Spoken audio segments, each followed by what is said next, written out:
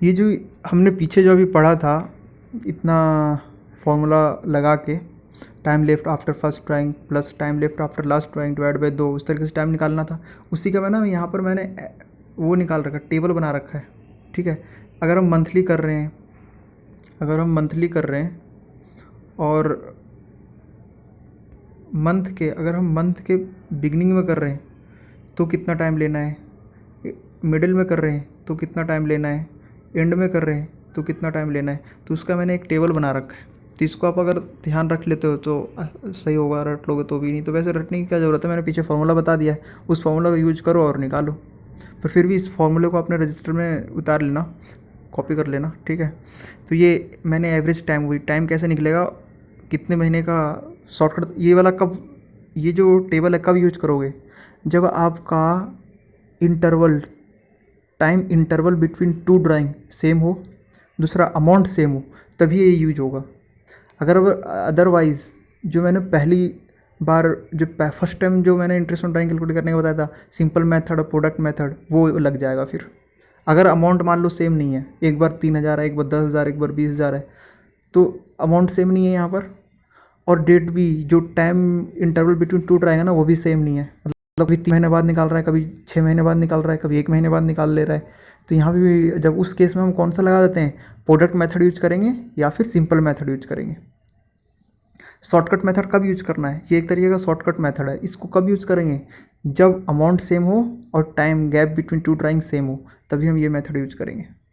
तो यहाँ पर मैंने बना रखा है टेबल, उसी तरीके से जैसे मैंने आपको बताया था अभी, कि अगर हम मंथ के बिगनिंग में करते हैं तो 6.5 मंथ का निकालेंगे, अगर मंथ के मिडिल में करते हैं तो फिर हम कितना 6 मंथ का निकालेंगे, अगर मंथ का एंड में करते हैं तो 5.5 मंथ का निकालेंगे। वो इस तरीके से क्वार्टरली, अगर क्वार्टर के बिगनिंग में करते हैं तो ये 7.5 मंथ आता है, ये 12 वही है time left after first drawing, और 3 है time left after last drawing divide by 2।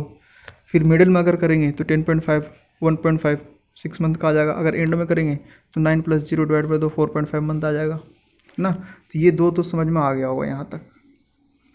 अब मैं बात कर लेता हूँ थोड़ा सा इसकी, ये क्या है, तो ये क्या है, ये सब जो चीज़ें थी, ये 12 मंथ, ये जो तुमने पढ़ा है ना, ये 12 मंथ का था, बेस्ड ऑन 12 मंथ। मतलब हम ये मानते हैं कि हमारा जो फाइनेंशियल ईयर है वो 12 महीने का है, लेकिन यहाँ पर फाइनेंशियल ईयर जो है वो हम ये मान रहे हैं कि 6 मंथ का है, 6 मंथ का है, समझ रहे हो। तो आप ये मानो कि यहाँ पर फाइनेंशियल ईयर 6 मंथ का है, तो उसी तरीके से यहाँ भी यूज होगा। बस जैसे मान लो हमारा फाइनेंशियल ईयर जनवरी में स्टार्ट हो रहा है, तो जनवरी, फरवरी, मार्च, अप्रैल, मई, जून में जाके ख़त्म हो जाएगा। तो जून तक ही हम देखेंगे। जब मैं काउंट करने के लिए बोलूँ ना, जैसे कि time left after first drawing, तो फर्स्ट ड्राइंग मान लो जनवरी में किया, तो जनवरी, फरवरी, मार्च, अप्रैल, मई, जून तक ही लेना है। यानी हमारा ईयर एंड कब हो रहा है, लास्ट 6 मंथ। हमारा ईयर यहाँ पर जो हमारे फाइनेंशियल ईयर है वो 6 मंथ का है, तो ईयर एंड 6 महीने में ही हो रहा है, यानी जुलाई में हो रहा है, सॉरी जून में हो रहा है। जनवरी, फरवरी, मार्च, अप्रैल, मई, जून में हो रहा है। मैंने जनवरी है ना, ईयर जो फाइनेंशियल ईयर स्टार्ट हो रहा है जनवरी से स्टार्ट हो रहा है और जून में ख़त्म हो रहा है।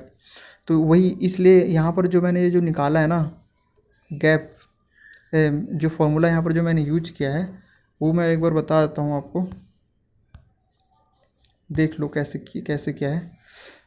हमारे क्या ध्यान रखना है, ये जो चीज़ें हैं, फाइनेंशियल ईयर हमारा 6 मंथ का है, फाइनेंशियल ईयर 6 मंथ का है, यानी हमारा फाइनेंशियल ईयर जो एंड हो रहा है वो जून में हो रहा है। अब मैं बोलूँ कि पहले ड्राइंग मैंने जनवरी में की है, पहला ड्राइंग मैंने जनवरी में किया है, और लास्ट वाला ड्राइंग कब करूँगा मैं, जून में। तो time left after first drawing अगर बिगनिंग में है, यानी 1 जनवरी को है, 1 जुलाई को है, time left after first drawing 1 जनवरी को किया मैंने, पहले जनवरी को, उसके बाद टाइम लेफ्ट कितना रह गया, 6 महीने ना, 6 महीने की है ना हमारा फाइनेंशियल ईयर, 6 महीने। फिर इसके बाद 1 जून को जो किया, लास्ट में हमने कब किया हुआ है, जून को, तो जून वाला लास्ट है। तो ड्राइंग अब जून में क्या, अब 30 जून को हमारा, जून जुलाई 30 जून को हमारा क्या हो जाएगा, फाइनेंशियल ईयर ख़त्म हो जाएगा। तो 1 महीने ही है यहाँ भी, तो 6 + 1 डिवाइड बाई 2 3.5। उस तरीके से ये 5.5 मंथ क्यों लिखा है, क्योंकि मिडिल ऑफ मंथ, यानी 15 जनवरी से लेके जून तक कितने होते हैं, 5.5 मंथ लिया है। फिर उसके बाद 15 जून को कर रहा हुआ लास्ट में, तो उसको 0.5 ले लिया, इन दोनों को जोड़ के 2 से डिवाइड कर दिया, 3 मंथ का आ गया। अगर एंड में कर रहा हुआ यानी 31 जनवरी को और फिर ये 30 जून को, 31 जनवरी से 30 जून, यहाँ पर तो 5 मंथ, जनवरी तो इंक्लूड होगा नहीं, तो यहाँ पर 5 मंथ आ गया। फरवरी, मार्च, अप्रैल, मई, जून, 5 महीने आ गए। उसके बाद 31 जून, उसके बाद तो 0, 5 + 0 ÷ 2, 2.5 मंथ। तो ये जब है जब हम फाइनेंशियल ईयर हमारा क्या हो रहा हो, 6 मंथ में एंड हो रहा हो। तो यहाँ पर फिर हमारा ला 6 मंथ यानी ईयर जो हमारा एंड हो रहा है वो 6 मंथ में ही हो रहा है, जून में ही हो रहा है, तो जून तक ही हम काउंट करेंगे। जैसे जो फॉर्मूले में जो मैंने जो तुम्हें बताया ना, time left after first drawing, तो फर्स्ट ड्राइंग करने के बाद जो टाइम लेफ्ट है वो कहाँ तक, जून तक ही काउंट करेंगे। तो उस तरीके से सिंपल है, ये भी ये हो जाना चाहिए।